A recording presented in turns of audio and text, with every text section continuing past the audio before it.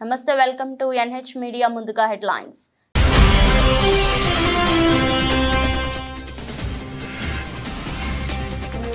విజయవాడ ఆసుపత్రిలో చికిత్స పొందుతున్న కార్యకర్తలకు వైఎస్ జగన్ పరామర్శ. దాడులు ఆపాలంటూ కూటమి ప్రభుత్వానికి హెచ్చరిక.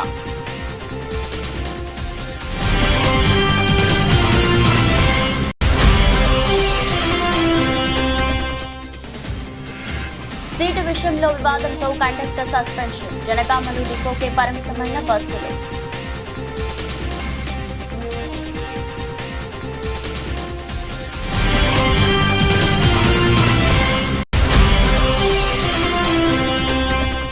అనపర్తిలో 10 కోట్లతో ఫుట్ ఓవర్ బ్రిడ్జ్ నిర్మాణానికి మార్గం సుగమం. రైల్వే ఫుట్ ఓవర్ బ్రిడ్జ్ నిర్మాణ నమూనాను రైల్వే అధికారులతో కలిసి పరిశీలించిన ఎమ్మెల్యే నల్లమిల్లి.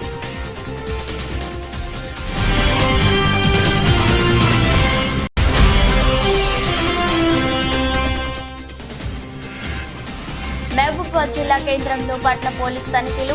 నిషేధిత గంజాయి అక్రమ రవాణాను నిరోధించడానికి సిబ్బందితో సోదాలు నిర్వహించనున్న సిఐ దేవేందర్.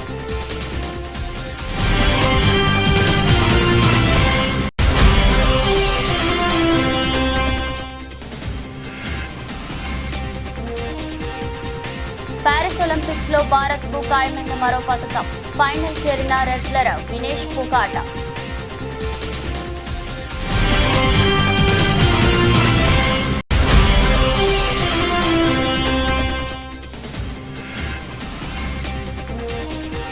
లాభాలతో ప్రారంభమైన స్టాక్ మార్కెట్లు. 800 పాయింట్లకు పైగా లాభంతో సెన్సెక్స్.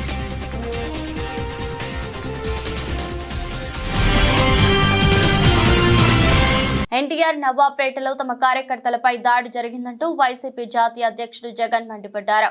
ఆయన ఇవాళ విజయవాడ ఆసుపత్రిలో చికిత్స పొందుతున్న కార్యకర్తలను పరామర్శించారు. ఈ సందర్భంగా జగన్ మాట్లాడుతూ కూటమి ప్రభుత్వాన్ని మళ్లీ హెచ్చరిస్తున్నా దాడులు ఆపండి అని స్పష్టం చేశారు. నవాబ్పేటలో వైసీపీ కార్యకర్తలపై పక్కా ప్రణాళికతోనే దాడి జరిగిందని, సుమారు 20 మంది పచ్చి దాడికి పాల్పడ్డారని జగన్ ఆరోపించారు. ఇలాంటి దాడులతో చంద్రబాబు సాధించేది ఏమైనా ఉందా అని ప్రశ్నించారు. కార్యకర్తలను ఉద్దేశించి మాట్లాడుతూ, నేను సీఎంగా ఉన్నప్పుడు మిమ్మల్ని ఆదుకుంటా వచ్చాను. ఇప్పుడు రాష్ట్రంలో శాంతి భద్రతలు పూర్తిగా కంట్రోల్ తప్పాయని వివరించారు. గ్రామ స్థాయి నుంచే బీభత్సం సృష్టిస్తున్నారు. నంద్యాలలోనూ రాజకీయ హత్య జరిగింది. శుక్రవారం అక్కడికి వెళ్తున్నా ఇవాళ మీరు అధికారంలో ఉన్నారు, రేపు మేము గద్దెనెక్కుతాం. ఈ పరిస్థితి ఇంతటితో ఆగకపోతే అప్పుడు మా వాళ్ళు ఆగమన్న ఆగే పరిస్థితి ఉండదు అంటూ జగన్ వార్నింగ్ ఇచ్చారు. సాధారణంగా కొత్త ప్రభుత్వంపై ప్రజలు వ్యతిరేకత రావడానికి కొంచెం సమయం పడుతుందని, కానీ చంద్రబాబు ప్రభుత్వంపై చాలా త్వరగా ప్రజల్లో వ్యతిరేకత వచ్చిందని జగన్ పేర్కొన్నారు. ఎన్నికల హామీలు నెరవేర్చకపోగా దాడులను ప్రోత్సహిస్తున్నారని ఆగ్రహం వ్యక్తం చేశారు. నవాబ్పేటలో అతి దారుణంగా కేవలం ఆధిపత్యం అన్నది చాటడం కోసం ఒక పథకం ప్రకారం అక్కడ కర్రలతో అతి దారుణంగా దాదాపుగా 20 మంది కలిసి కర్రలతో అతి పాశవికంగా కొడుతూ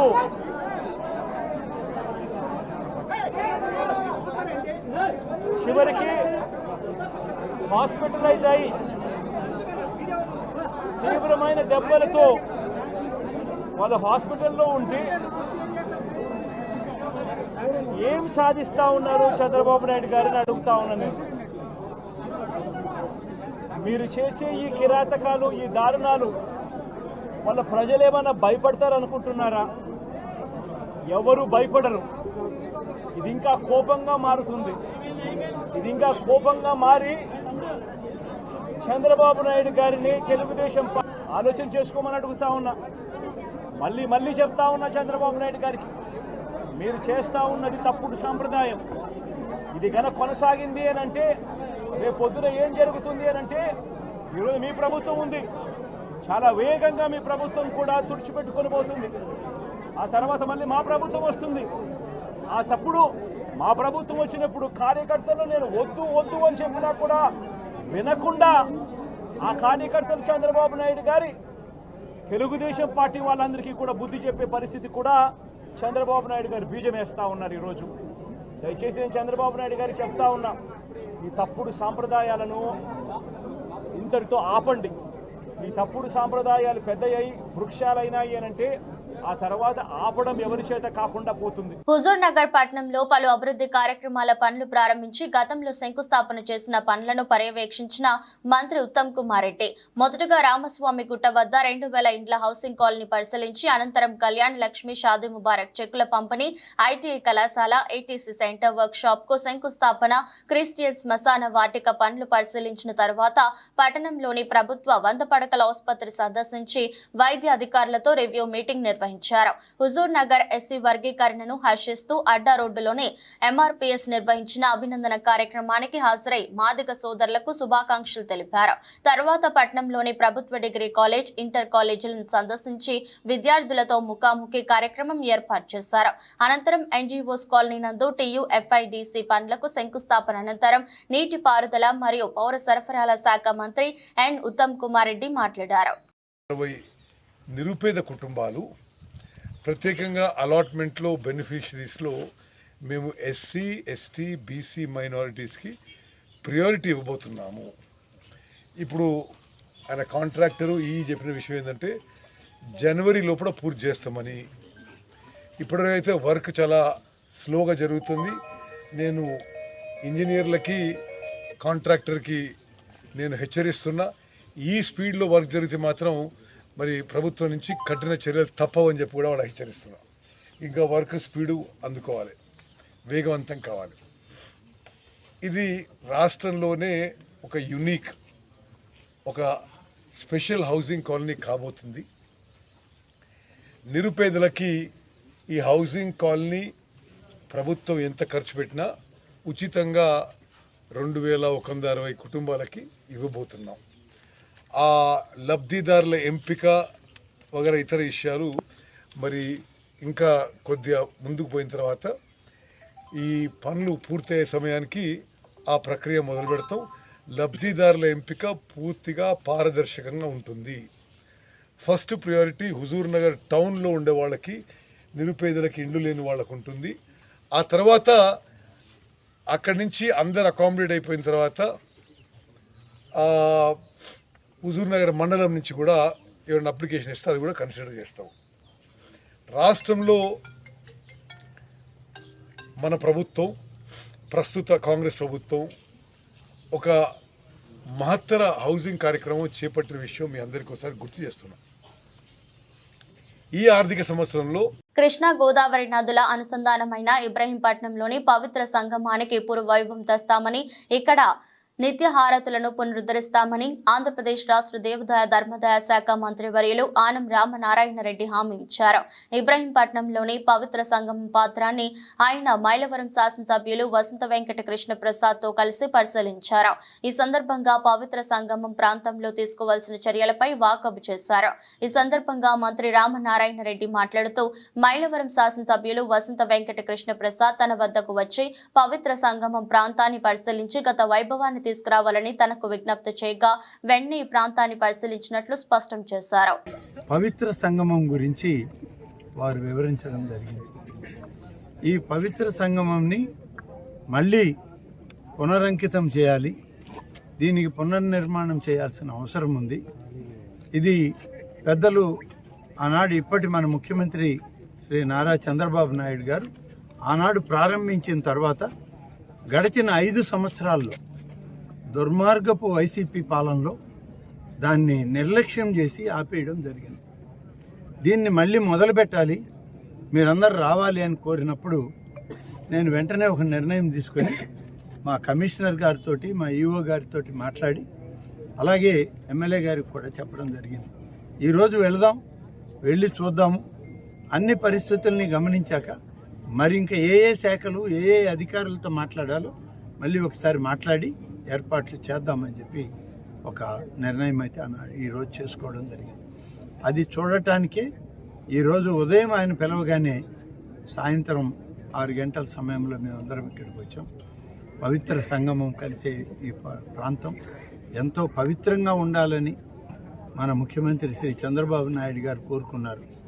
దురదృష్టం మరి వైసీపీ పాలనలో నిర్లక్ష్యం చేసి పవిత్ర సంఘాన్ని అపవిత్రం చేసి ఈ ప్రాంతాన్ని అంధకారమయం చేసినటువంటి వాళ్ళు జగన్మోహన్ రెడ్డి గారి నాయకత్వంలో గతంలో ఉన్నారు. ఇవాళ ఆ పరిస్థితులు మారే. ఇవాళ ఈ ప్రభుత్వం ప్రజా పరిపాలన వచ్చింది. ప్రజా పరిపాలనలో సమున్నతమైనటువంటి నిర్ణయాలు చేసే ముఖ్యమంత్రిగా, ఎన్డీఏ నాయకుడిగా, తెలుగుదేశం పార్టీ అధ్యక్షుడిగా చంద్రబాబు నాయుడు గారు వచ్చి తిరిగి అన్నీ కూడా పునర్నిర్మాణాలు జరగాలి, అన్నీ కూడా సజావుగా ముందుకు సాగాలి అని చెప్పి ఆయన చెప్పడం జరిగింది. అందుకని పవిత్ర సంగమం కూడా మరి గతంలో ఏ విధంగా పవిత్రంగా దీన్ని భావించి ప్రతిరోజు నిత్యం హారతలిస్తూ వేలాది మందికి కన్నుల పండుగగా ఉన్నటువంటి ఈ ప్రాంతాన్ని తిరిగి మళ్ళీ ప్రారంభించేదానికి ఆలోచన చేస్తూ ఉన్నాం. తెలంగాణలోని జనగామ జిల్లాలో ఆర్టీసీ బస్సులు డిపోకే పరిమితమయ్యాయి. ఓ కండక్టర్ ను అన్యాయంగా సస్పెండ్ చేశారంటూ ఉద్యోగులు డిపో ఎదుట ఆందోళన నిర్వహించారు. సీటు విషయంలో జరిగిన వాదం చివరకు కండక్టర్ పై ఓ మహిళా ప్యాసింజర్ ఫిర్యాదు చేసే వరకు వెళ్లింది. దీంతో అతన్ని సస్పెండ్ చేశారు. అయితే కండక్టర్ పై ఎలాంటి విచారణ జరపకుండా అన్యాయంగా సస్పెండ్ చేశారంటూ ఉద్యోగులు ధర్నాకు దిగారు. సస్పెండ్ చేసిన కండక్టర్ శంకర్ ను వెంటనే విధుల్లోకి తీసుకోవాలని డిమాండ్ చేశారు. ఉద్యోగుల ఆందోళనతో బస్సులు డిపోకే పరిమితమయ్యాయి. ఈ నెల 1న జనగామ నుంచి హన్మకొండకు వెళ్తున్న బస్సులో ఓ గర్భిణి ఎక్కింది. బస్సు కిక్కిరిసి ఉండటంతో కండక్టర్ శంకర్ గర్భిణి కోసం ఓ సీట్ను ఆపాడు. ఈ విషయమై ప్రయాణికులతో వివాదం తలెత్తింది. ఈ గొడవ అధికారుల దృష్టికి వెళ్లింది. దీంతో అధికారులు శంకర్ ను సస్పెండ్ చేశారు. అయితే ఏం జరిగిందో తెలియకుండా ఉద్యోగిపై చర్యలు తీసుకోవటం ఏమిటని ఉద్యోగులు ఆగ్రహం వ్యక్తం చేశారు. శంకర్ ను తిరిగి విధుల్లోకి తీసుకోవాలంటూ సిఐటియు ఆధ్వర్యంలో డిపో ఎదుట బైఠాయించారు. ఎలాంటి విచారణ లేకుండా కండక్టర్ ను సస్పెండ్ చేసినందుకు అధికారులపై చర్యలు తీసుకోవాలని డిమాండ్ చేశారు.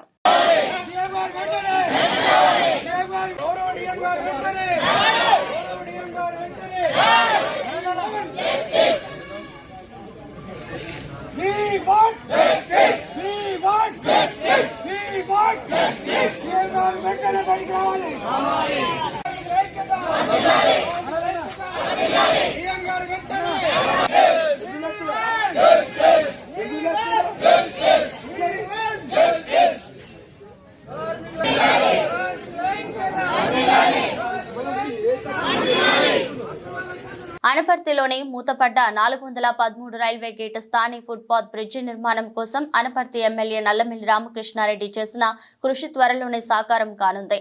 రైల్వే గేటు మూతపడటంతో గేటు ఆవలిపై ఉన్న కళాశాలలకు వెళ్లే విద్యార్థులు, రైస్ మిల్లు, పౌల్ట్రీ ఫారాలకు వెళ్లే వ్యాపారులు అనేక ఇబ్బందులు ఎదుర్కొంటున్నారు. 2014-19 మధ్య ఎమ్మెల్యేగా ఉన్న నల్లమిల్లి బ్రిడ్జి నిర్మాణం కోసం చేసిన కృషి ఫలించి ఫలితం అందే సమయానికి ప్రభుత్వం మారడంతో ఎక్కడి పనులు అక్కడ నిలిచిపోయాయి. తిరిగి కూటమి అభ్యర్థి విజయం సాధించిన ఎమ్మెల్యే నల్లమిల్లి ఇటీవల రాజమహేంద్రవరంలో రైల్వే DRMతో జరిపిన చర్చల ఫలితంగా ఫుట్పాత్ బ్రిడ్జి నిర్మాణానికి అనుమతులు లభించాయి. అనపర్తి రైల్వే స్టేషన్లో అమృత్ భారత్ ఫేజ్ 1లో భాగంగా 24 కోట్లతో జరుగుతున్న అభివృద్ధి పనులను రైల్వే సీనియర్ ఇంజనీర్ శ్రీనివాస్ తో కలిసి పరిశీలించారు. ఈ సందర్భంగా ఫుట్పాత్ బ్రిడ్జి నిర్మాణ స్థలాన్ని పరిశీలించి బ్రిడ్జి నిర్మాణం కోసం రూపొందించిన నమూనా చిత్రపటాన్ని పరిశీలించారు. ఈ సందర్భంగా ఎమ్మెల్యే మాట్లాడుతూ ఫుట్పాత్ బ్రిడ్జి నిర్మాణానికి ఏర్పాట్లు చేస్తున్నామని, ఇక్కడి ప్రజల చిరకాల వాంఛగా ఉన్న బ్రిడ్జి నిర్మాణం పూర్తి చేస్తామన్నారు. ముందు రైల్వే స్థలం ఎక్కడి వరకు ఉందో తేల్చి అవసరమైన స్థల సేకరణ చేసేందుకు కృషి చేస్తామన్నారు. అలాగే అనపర్తిలో జన్మభూమి హాల్ట్ ను సాధిస్తామని, ఎన్నికల్లో ఎంపీ పురంధేశ్వరి ఇచ్చిన హామీలు కార్యరూపం దాల్చాయన్నారు. త్వరలోనే బ్రిడ్జి నిర్మాణ పనులు కూడా ప్రారంభమవుతాయన్నారు. తెలంగాణ రాష్ట్రంలో కులగణన నిర్వహించి 42% రిజర్వేషన్లు పెంచిన తర్వాతే స్థానిక సంస్థల ఎన్నికలు నిర్వహించాలని జాతీయ బీసీ సంక్షేమ యువజన సంఘం అధ్యక్షుడు కనకాల శ్యామ్ కురుమా డిమాండ్ చేశారు. 2023 నవంబర్ 10వ తేదీన అసెంబ్లీ ఎన్నికల సందర్భంగా కామారెడ్డిలో నిర్వహించిన విజయభేరి సభలో కాంగ్రెస్ పార్టీ అధినేత రాహుల్ గాంధీ బీసీ డిక్లరేషన్ లో అధికారంలోకి వచ్చిన తర్వాత 6 నెలల్లోపే కులగణన నిర్వహించి స్థానిక సంస్థల్లో 42% రిజర్వేషన్లు పెంచాకే ఎన్నికలు నిర్వహిస్తామని హామీ ఇవ్వడం జరిగిందని శ్యామ్ కురుమా తెలిపారు. ఇచ్చిన హామీ నెరవేర్చకపోవడం తెలంగాణ ముఖ్యమంత్రి రేవంత్ రెడ్డి స్థానిక సంస్థల ఎన్నికలు నిర్వహిస్తామని ప్రకటించడం మేము తీవ్రంగా ఖండిస్తున్నామని ఆయన హెచ్చరించారు. ఈ మేరకు బీసీ కుల సంఘాల జేఏసీ, బీసీ సంక్షేమ సంఘం, సంక్షేమ యువజన యువజన సంఘం తెలంగాణ ఆధ్వర్యంలో పెద్ద ఎత్తున ఏఐసిసి కార్యాలయం ముట్టడి కార్యక్రమాలు జరిగాయి. మీరు ఇంట్లోనే గెలుస్తలేరు, ఇంకా పోయి వీధుల పోయి దేశాల పోయి ఏం గెలుస్తారని చెప్పేసి అని మేము మిమ్మల్ని ఒకటే సవాల్ డిమాండ్ చేస్తూ ఉన్నాం. ఎందుకంటే తెలంగాణలో మేము కులగణన చేస్తామని మేనిఫెస్టోలో పెట్టి లెక్కించిన తర్వాత 42% రిజర్వేషన్ పెంచుతాం బీసీలకు అని చెప్పేసి అని దొంగ మాటలు చెప్పి బీసీల ఓట్లు వేసుకొని గెలిచి ఈరోజు రేవంత్ రెడ్డి బీసీల పైన సవితల్లి ప్రేమ చూపిస్తుండు. ఎందుకంటే కులగణన చేస్తామని చెప్పి తీర్మానం చేసుడు మీ వంతే, 150 కోట్ల బడ్జెట్ చేసుడు మీ వంతే, మంత్రులు ఎమ్మెల్యేలు ముఖ్యమంత్రులు సీట్లు కూడా తినిపించినాం కాబట్టి మీకు అందరికీ సంతోషకరమైన వార్త అని చెప్పి అయినా కూడా మీరు మాత్రము నిమ్మకు నీరెత్తినట్టు కులగణన చేస్తే దేశ సమగ్ర అభివృద్ధి కోల్పోతుంది, రాష్ట్ర సమగ్ర అభివృద్ధి కోల్పోతుంది, మేము ఈ ఎలక్షన్స్ తర్వాతనే చేస్తామని అంటే 5 ఏళ్ల వరకు బీసీలు ఈ సర్పంచులు కానీ ఎంపీటీసీలు కానీ జెడ్పీటీసీలు కానీ జెడ్పీ చైర్పర్సన్లు కానీ రిజర్వేషన్లు కోల్పోయి అందరు రోడ్ల మీద పడి మీ ఎంబడి జిందాబాద్లు కొట్టుకుంటూ మిమ్మల్ని భుజాలు ఎత్తుకొని తిరుగుతుంటే మీరు పైశాచిక ఆనందం పొందామనుకుంటున్నారు. రేవంత్ రెడ్డి ఖచ్చితంగా మీరు మాత్రం ఈ కులగణన లెక్కించిన తర్వాతనే ఈ స్థానిక సంస్థల ఎలక్షన్ పోవాలని చెప్పేసి ఈరోజు బీసీ సంక్షేమ సంఘం జాజుల సీనన్న ఆధ్వర్యంలో ఇక్కడ మొత్తము ఢిల్లీలోని ఏసీసీ కార్యాలయాన్ని ముట్టడించడం జరిగింది. పాతపట్నం నియోజకవర్గం పాతపట్నం మొలియాపుట్టి హిరమండలం కొత్తూరు ఎలన్పేట మండలాలకు చెందిన ప్రజా సమస్యలపై పాతపట్నం ఎమ్మెల్యే మామిడి గోవిందరావు బుధవారం నాడు ఎమ్మెల్యే క్యాంపు కార్యాలయం నందు ప్రజల నుండి ప్రజా సమస్యలు తెలుసుకునేందుకు ప్రజా దర్బార్ నిర్వహించారు. పాతపట్నం నియోజకవర్గం రాజకీయ చరిత్రలో తొలిసారిగా ఎమ్మెల్యే ఎంజీఆర్ ఈ కార్యక్రమం నిర్వహించడం పట్ల అన్ని వర్గాల ప్రజలు పార్టీలకు అతీతంగా పార్టీ రహితంగా ప్రజా దర్బార్ నిర్వహించడం పట్ల ప్రజల నుండి హర్షాతిరేకాలు వచ్చాయి. గత ప్రభుత్వ పాలనలో ప్రజా సమస్యలు గాలికి విడిచిపెట్టడం ప్రజా సమస్యలు ఎక్కడ వేసిన గొంగలి అక్కడే ఉన్న చందంగా ఉన్నాయి. పని చేయడానికి ఎవరు ఆదేశాలు అవసరం లేదు. ప్రజలకు న్యాయం చేస్తామన్నప్పుడు ఏ ఎమ్మెల్యే ఫోన్ అవసరం లేదు, ఎవరిది అవసరం లేదు. నేను మళ్ళీ చెప్తున్నాను, ఎమ్మెల్యేకి చెప్పాలి, ఎమ్మెల్యే చెప్పకూడదని కాదు. మీరు ప్రజలకు మంచి చేస్తున్నప్పుడు ఎట్టి పరిస్థితులు ఉన్న అధికారులు అందరూ ఎమ్మెల్యే చెప్పాల్సిన అవసరం లేదు. వాళ్ళకి న్యాయం చేయండి.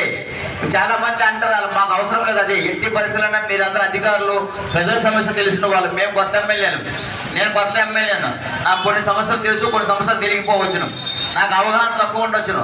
కానీ ఎట్టి పరిస్థితుల్లోనే ప్రజలకు మంచి జరగాలనుకున్నప్పుడు మాత్రం మీ డెసిషన్ మీరు తీసుకొని ప్రజలకు మంచి చేయండి సార్. ఇప్పుడు ఇక్కడ వచ్చిన ఇప్పుడు ఎవరైతే అబ్జర్వర్ రిజర్వాయర్ సంబంధించిన వాళ్ళు ఎవరైతే ఉన్నారో బాధ్యతలు నిర్వాహితులు కానీ ఆ బాధ్యతలు ఎవరు ఉన్నారో మీకు చెప్తున్నారు ఒక ఎంఆర్ఓ గారు, మీకు అన్నీ తెలుసు అనుకోని చాలా సంతోషకరమైన విషయం. మీరు కోర్టు మీరు వెళ్ళి అక్కడ ఉన్న సమస్యలు సాల్వ్ చేయండి సార్ వీలున్నంత వరకు. ఒకవేళ ఏదైనా ప్రాబ్లం ఉంటే నాకు చెప్పండి, నేను పై అధికారులకి మన తిజ్జిరా పచ్చినాయుడు గారికి, మన మినిస్టర్ గారికి, మన ఎంపీ రామ్మోహన్ కేంద్ర మినిస్టర్ గారికి చెప్తాను. అదే కాకుండా మన ప్రభుత్వం తరఫున లోకేష్ గారికి కానీ దీనికి సంబంధించిన ఇరిగేషన్ మినిస్టర్ ఎవరు ఉంటే వాళ్ళకి కానీ ఎవరికి రెవెన్యూ మినిస్టర్ కానీ చెప్పడానికి సిద్ధంగా ఉన్నాను. ఒక లెక్క ఏంటంటే అడ్జస్ట్మెంట్ అంటే తప్పనిసరిగా మనకి దగ్గరగా ప్రభుత్వంతో బంధం ఉంది కాబట్టి కొన్ని అన్ని సమస్యలు సాల్వ్ అవుతాయి. మనకి మెయిన్ ఇంపార్టెంట్ మన నియోజకవర్గం నుంచి అంటే మన జిల్లా నుంచి ఒక రాష్ట్ర మంత్రి ఉన్నారు, ఒక కేంద్ర. మహబూబాబాద్ జిల్లా కేంద్రంలోని పలు పార్సల్ ఆఫీసులు, కిరాణా షాపులలో, రైల్వే స్టేషన్స్, బస్ స్టాండ్, అనుమానిత ఇండ్లలో నిషేధిత పదార్థాలు గుర్తించడానికి పట్న పోలీస్ తనిఖీలు నిర్వహించారు. నిషేధిత గంజాయి అక్రమ రవాణాను నిరోధించడానికి నార్కోటిక్స్ విభాగంలో ప్రత్యేక శిక్షణ పొందిన పోలీస్ నార్కోటిక్ జాగిలం డాగ్ స్క్వాడ్ బృందంతో టౌన్ సిఐ దేవేందర్ సిబ్బందితో కలిసి తనిఖీలు చేపట్టారు. పోలీస్ స్టేషన్ పరిధిలోని ఎవరైనా వ్యక్తుల వద్ద పాన్ షాపులలో, కిరాణా షాపుల్లో, మరే ఇతర షాపుల్లో ప్రభుత్వం నిషేధించిన గంజాయి, మత్తు పదార్థాలు కలిగి ఉన్నా లేక విక్రయిస్తున్నట్లు సమాచారం ఉంటే ప్రజలు వెంటనే డైల్ 100 లేదా దగ్గరలో ఉన్న పోలీస్ స్టేషన్లో సమాచారం అందించాలని టౌన్ సిఐ తెలిపారు.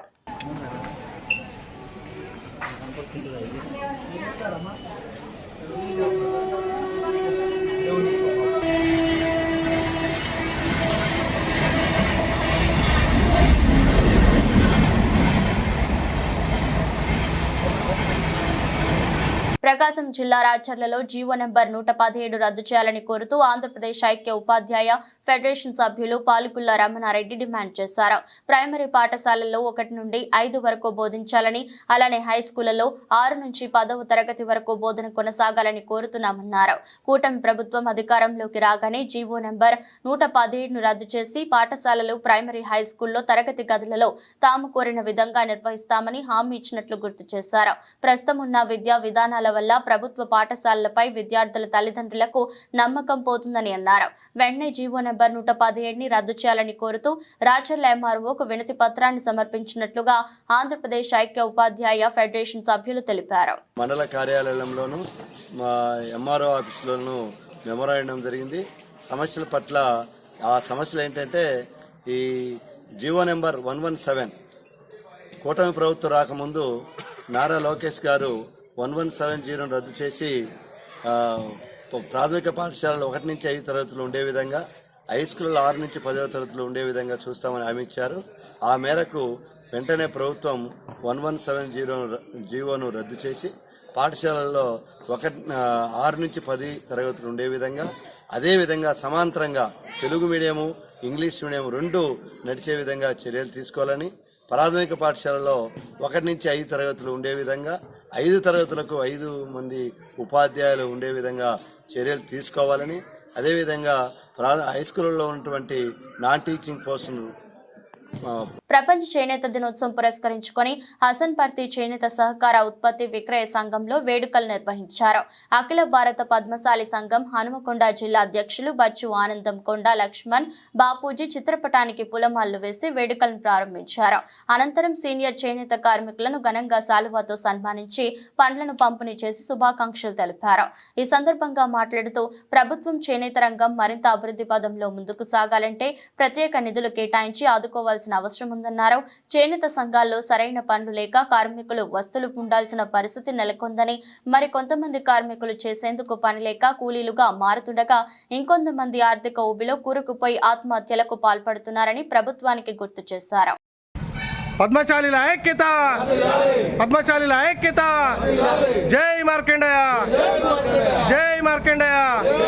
కాకినాడ జిల్లా పెద్దాపురం మున్సిపల్ సెంటర్ లో ఉన్న అంబేద్కర్ భవన్ లో ఆగస్టు 9న దివ్యాంగుల కోసం ప్రత్యేక శిబిరాన్ని ప్రభుత్వం ఏర్పాటు చేస్తున్నట్లు మున్సిపల్ కమిషనర్ పద్మావతి తెలిపారు.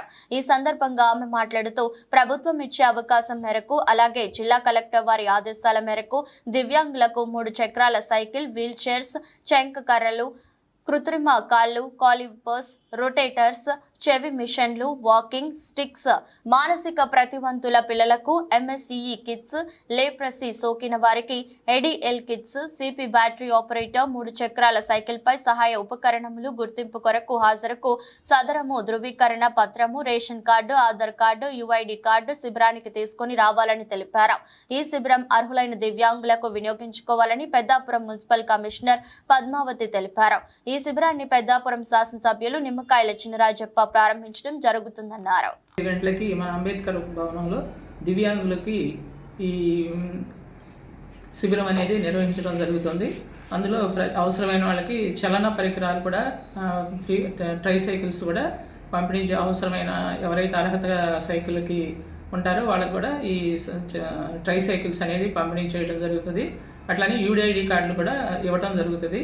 కాబట్టి యూఐడి కార్డులు కూడా వచ్చేవాళ్ళు సదరం సర్టిఫికేట్ ఒకటి, యూఐడి కార్డు తప్పనిసరిగా ఒకటి తీసుకురావాలి.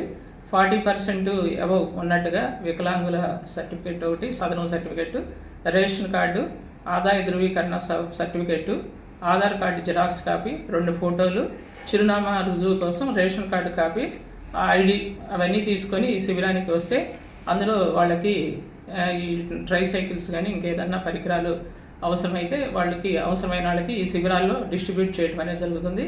కాబట్టి పట్టణంలో ఉన్న అందరూ కూడా ఇలాంటి ఎవరైతే దివ్యాంగులు ఉన్నారో వాళ్ళందరూ కూడా ఈ అవకాశాన్ని వినియోగించుకుంటారని వారికి ఈ శిబిరానికి హాజరు కావాల్సిందిగా తెలియపరుస్తున్నాను. మహబూబాబాద్ జిల్లా తొర్రూరు మండలంలోని వెలికట్టే గ్రామ శివారులో గల టిక్యాక్ తండాలోని స్థానిక అంగన్వాడీ సెంటర్లో తల్లిపాల వారోత్సవ కార్యక్రమాన్ని నిర్వహించారు. ఈ సందర్భంగా అంగన్వాడీ టీచర్ పద్మారాణి తల్లిపాల వారోత్సవ కార్యక్రమాన్ని ఉద్దేశించి మాట్లాడుతూ నవజాత శిశువులకు తల్లిపాలే శ్రేష్టమైనవని తెలుపుతూ తల్లి బిడ్డల శ్రేయస్సుకు తల్లిపాల వినియోగం చాలా అవసరమని పేర్కొంటూ పుట్టిన బిడ్డకు మొదటి గంటలోపే తల్లిపాలు పట్టించాలన్నారు. నవమాసాలు మోసి బిడ్డను కని పెంచడంలో తల్లి పాత్ర చాలా కీలకమైంది. పిల్లల సక్రమమైన అభివృద్ధికి తల్లిపాలు అవసరమన్నారు. ఈ కార్యక్రమంలో గర్భిణీలు, బాలింతలు, మాజీ సర్పంచ్ జాటోత్ కౌసల్య మరియు తండా వాసులు పాల్గొన్నారు. కొంతమంది పిల్లలు 2 సంవత్సరాల వరకు తాగుతారు. 2 సంవత్సరాల వరకు తల్లిపాలు కంటిన్యూ చేయొచ్చు. తల్లికి పాలు ఉంటే ఉన్నంత కాలం పాలు ఇవ్వచ్చు. ఎంత పాలిస్తే పిల్లలకు అంత రోగనిరోధక శక్తి అనేది పెరుగుతుంది. తల్లి పాలు ఇవ్వడం వల్ల రోగాలు అనేవి రాకుండా ఉంటాయి పిల్లలకు. ఏ రోగం వచ్చినా కూడా తట్టుకునే అంత శక్తి ఉంటుంది పిల్లలకు. కాబట్టి తల్లిపాలు అనేవి చాలా ప్రాముఖ్యమైనవి. కాబట్టి తల్లిపాల సంస్కృతిని మనం అందరం ప్రోత్సహించాలి. కొంతమంది ఏమైతే సిటీలలో జాబులు చేసేటోళ్ళు, డ్యూటీకి పోయేటోళ్ళు ఏం చేస్తారంటే ఈ డబ్బాలలో పాలు పెట్టి పోతూ ఉంటారు. ఈ మాకం బదులు చేసినట్టు డబ్బాలలో పాలు పెట్టిపోతే ఆ పాలు కొంచెం ఇన్ఫెక్షన్స్, రోగాలు అట్లాంటివి ఎక్కువ అవుతాయి.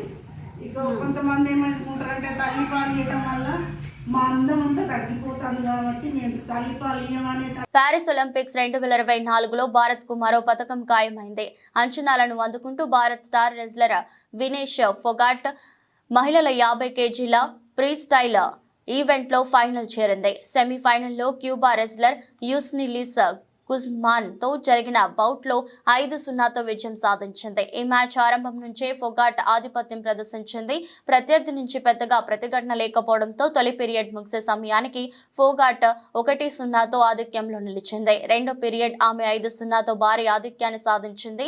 ఈ ఆధిక్యాన్ని చివరి వరకు అలాగే కొనసాగించడంతో బౌట్ భారత వశమైంది. ఇక స్వర్ణం కోసం జరిగే ఫైనల్ పోరులో అమెరికాకు చెందిన సారా హిల్టర్ బ్రాంట్ తో వినేష్ ఫొగాట్ తలపడనుంది. హిల్టర్ బ్రాంట్ సెమీఫైనల్లో మంగోలియాకు చెందిన డోల్గోజార్విన్ పై విజయం సాధించి ఫైనల్ చేరుకుంది. ఒలింపిక్స్ క్రీడల్లో రెజ్లింగ్ విభాగంలో ఫైనల్లో పథకం అందించనున్న తొలి భారతీయ మహిళగా వినేష్ ఫొగాట్ నిలవడం ఖాయమైంది. సెమీస్ కు చేరిన తొలి మహిళగా ఇప్పటికే రికార్డు సృష్టించింది. కాగా 2016 ఒలింపిక్స్ క్వార్టర్స్ లో ఓడిపోయిన సాక్షి మాలిక్ కాంస్యం పథకంలో సరిపెట్టుకుంది.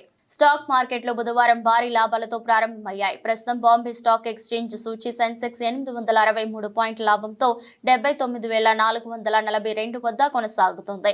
జాతీయ స్టాక్ ఎక్స్చేంజ్ సూచీ నిఫ్టీ కూడా 299 పాయింట్ల లాభంతో 24,292 వద్ద ట్రేడ్ అవుతుంది.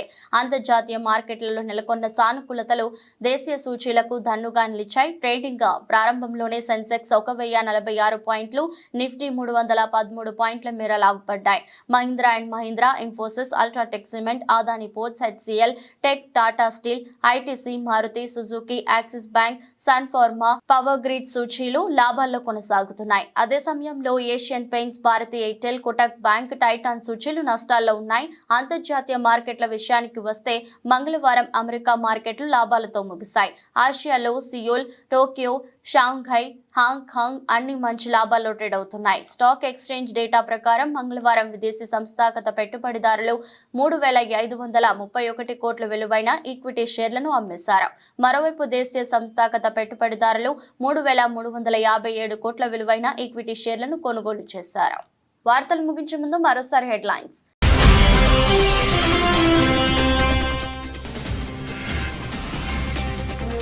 విజయవాడ ఆసుపత్రిలో చికిత్స పొందుతున్న కార్యకర్తలకు వైఎస్ జగన్ పరామర్శ. దాడులు ఆపాలంటూ కూటమి ప్రభుత్వానికి హెచ్చరిక.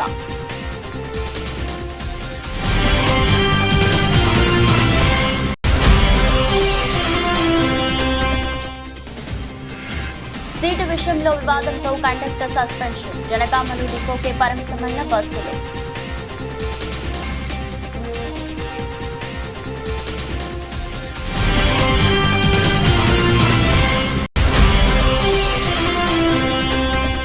అనపర్తిలో 10 కోట్లతో ఫుట్ ఓవర్ బ్రిడ్జ్ నిర్మాణానికి మార్గం సుగమం.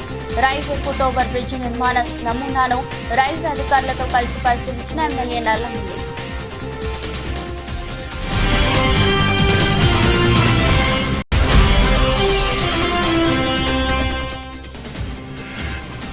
మహబూబాబాద్ జిల్లా కేంద్రంలో పట్న పోలీస్ తనిఖీలు.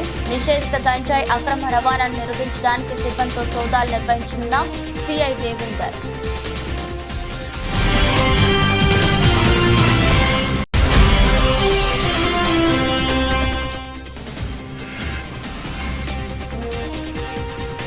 ప్యారిస్ ఒలింపిక్స్ లో భారత్ కు ఖాయమైన మరో పథకం.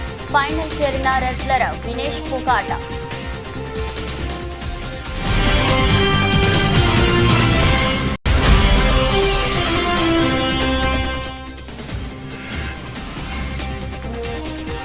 లాభాలతో ప్రారంభమైన స్టాక్ మార్కెట్లు 800 పాయింట్లకు పైగా లాభంతో సెన్సెక్స్.